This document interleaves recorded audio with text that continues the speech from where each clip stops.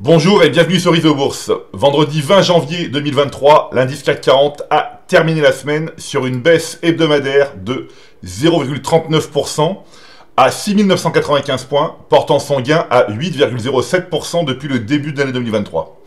Alors, à l'exception des indices Nasdaq Composite et IBEX 35, les principaux indices américains et européens ont terminé la troisième semaine de l'année 2023 dans le rouge.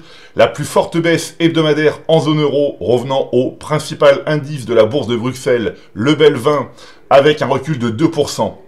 Aux États-Unis, le plus vieil indice boursier du monde, le Dow Jones, est arrivé en tête des plus fortes baisses avec une perte hebdomadaire de 2,7%.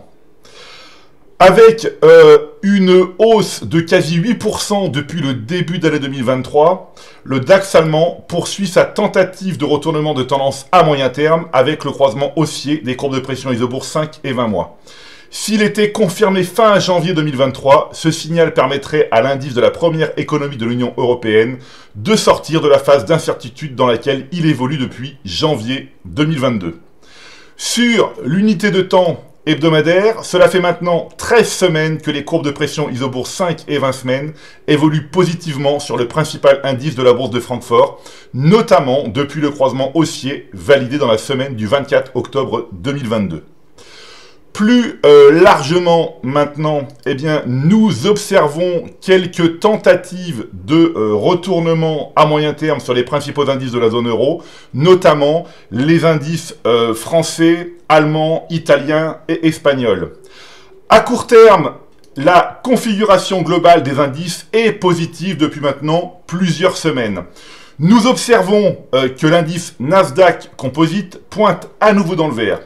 En effet, les courbes de pression Isobourse 5 et 20 semaines de l'indice phare des valeurs technologiques ont terminé la semaine sur un croisement haussier, laissant entrevoir une nouvelle tentative de reprise à court terme. Si je parle de nouvelles tentatives, c'est justement pour souligner les deux précédentes tentatives de 2022 qui se sont soldées par un échec sous le poids de la tendance baissière à moyen terme. Je rappelle que l'indice Nasdaq Composite est inscrit dans une phase de marché complexe à moyen terme depuis le croisement baissier des courbes de pression Isobourse 5 et 20 mois validé en février 2022.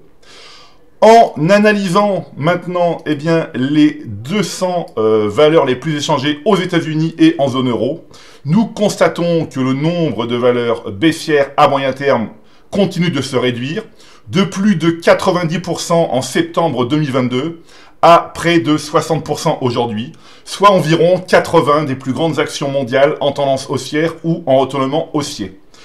Le consensus Isobourse est un outil efficace qui permet d'identifier rapidement les valeurs intéressantes et celles qui demeurent dangereuses. Par exemple, il est facile de déterminer les actions que le logiciel Isobourse recommande de conserver à moyen terme. En sélectionnant le filtre acheter, le consensus Isobourse permet également de détecter les opportunités d'achat à moyen terme. Alors attention, il s'agit de signaux mensuels qui nécessitent une validation à la fin du mois de janvier 2023. Voilà, c'est maintenant à vous de faire le point de vos valeurs en portefeuille avec Isobourse. Je vous donne rendez-vous pour ma prochaine chronique et d'ici là, restez avec nous sur Isobourse.